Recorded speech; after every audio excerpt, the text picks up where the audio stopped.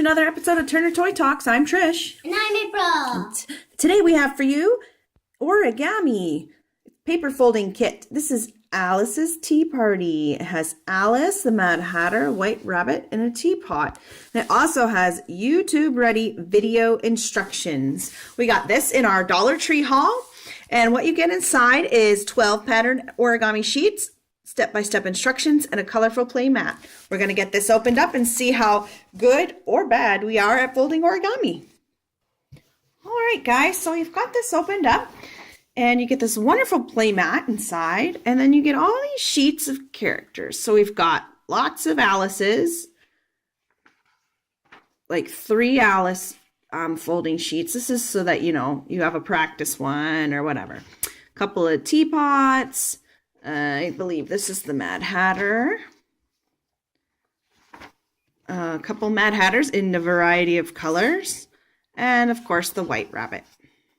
So, April and I are going to work on these. You also get an origami folding instruction sheet. Now, this looks absolutely insane, guys. I don't know about you, but origami, I find trying to read instructions and figure out the diagrams from a sheet of paper is extremely difficult. They even had to make a key here showing you, like, this means to rotate the piece, this means to stop or fold inside or whatever.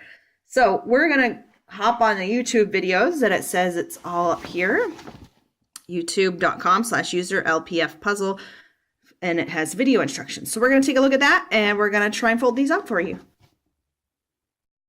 So we're back with my attempt at Alice. Now this was a at least 7-minute video online to just get you to fold one paper craft. So this, it says it's for ages 6+, but I think that, you know, it might be for a little bit older than that. Yeah, it does say 6+ up here. I mean, April's 8 years old and she was having a really hard time. April's fail. Here's April's very good attempt at the same doll I had. And even I, as an adult, had a very difficult time following the video instructions. So, My fail. Just as a heads up, guys. So that's Alice.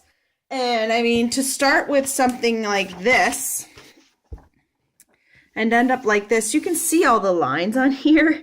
It's very intricate. It took quite a while and a lot of listening really closely. Oh, the coloring's different on her stockings. This one has black stockings and this one has blue stockings. Oh, and this one had blue stockings. So there's 3 different Alices. So Are the bunnies different? The bunnies. Yeah, so here's Alice. I'm not going to show you step by step because I don't want to, you know, take over the YouTube videos job. That's what they're there for. That's part of their product. So I'll let you go onto their website, but we're going to let Alice stand here. And I am going to fold up the next one for you guys. He has backwards ears.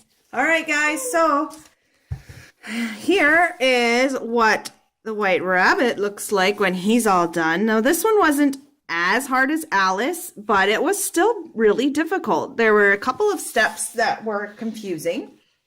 But this says the difficulty on the White Rabbit is medium.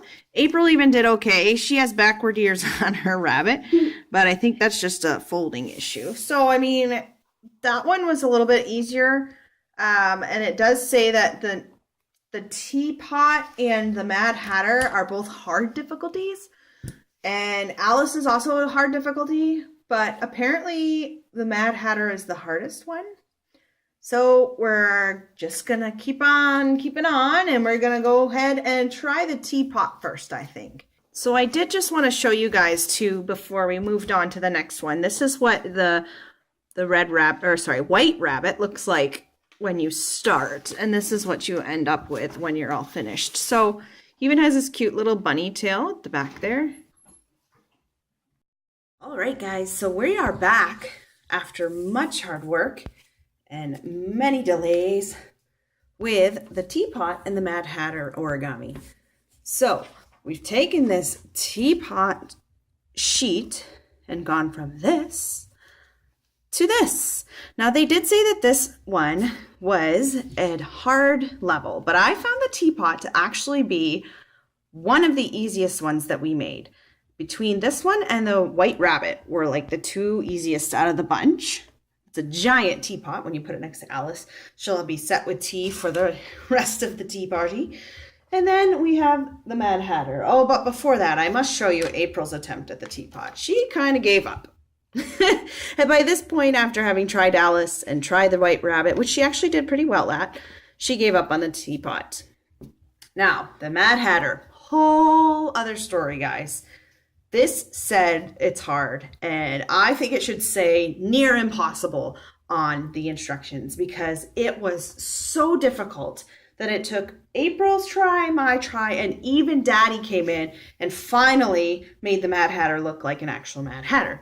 So, because there was only 3 sheets of each character, I have to show you the April's version. This is what the original sheet looked like mostly. Obviously, you wouldn't have all the folds and cuts in it. So this is what the original sheet would look like. This is about where Mommy gave up. She could not get these folds to look the way that the lady on the video was talking about. It was just, there were several times I was lost. I had to stop, rewind, watch it again, and I still didn't know what she was talking about. Now, Daddy, who's been doing origami for a number of years, whenever he's, bored or just wants something different to do, it still took him about 25 minutes of folding and rereading and reading the instructions, but he got it, guys. He got the Mad Hatter, and I dropped the Mad Hatter. This is what the back of it looks like, but when you turn him around, there he is with his little card sticking out at the top, and it's just the head of the Mad Hatter, which is a little bit bizarre, but I guess if, you stuck it on here or something, you could make it work. I don't know, give the Cheshire Cat a Mad Hatter face just to be a little different. But yeah, so that's that. We're going to have the video of Daddy doing it sped up. Okay, guys, so this is where Daddy is making the origami. So you can see he's got to fold it in one diagonal way, and then you open it back up and fold it the opposite diagonal. And this was the way that it went for a lot of the origami pieces. And then you take and you fold it in half, as in half the rectangle instead of diagonally, unfold it, fold it in half again, and you end up with this diamond shape when you put it in down into you'd like do an internal tuck or a backwards fold. There was all these different names for this stuff, guys. It was absolutely crazy. And you can see as you're watching him, he did this all from just reading the instructions. April and I were actually watching the YouTube videos online, trying to figure out, watching the woman do it. And there are parts in it that you're flipping entire lengths of one side, inside out, into itself. And you can see here with Daddy, he's cutting slits, and then you fold again, and then you cut the rest of the slit, and you'd flip it over, and you'd cut more of the slit. So it was just this ongoing process of twisting and turning and folding, and these tiny little folds were the hardest, where you have just a small part of the paper that needs to be folded because it would be thick, and it was hard to get creases well and to get your corners perfect. You can see later on that he uses scissors to push parts of it out because he wanted that fine point. And you can see especially the part with the Mad Hatter's hat rim, you had to fold and fold. That's what he's working on right now with the card sticking out of it right there. And lots of folding. And here you can see, he's made a mistake. He needed to have that folded in the opposite direction. And so it's a lot of trial and error. You're working along as you go. He's just formed the hat now and then realized, oh wait, the Mad Hatter's face is inside out.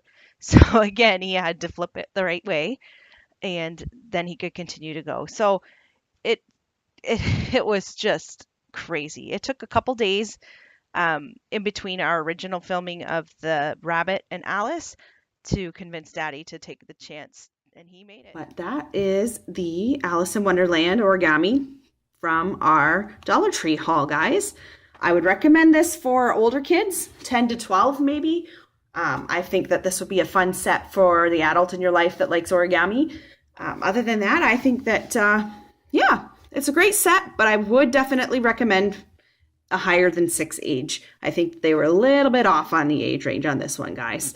Well, hope to see you again soon. Leave a comment down below. Tell us your favorite character from Alice in Wonderland, or maybe something you'd like to do in your board. So maybe you do origami, maybe you play Minecraft, anything like that. Let us know in the comments down below, and we'll see you again next time, guys. Bye!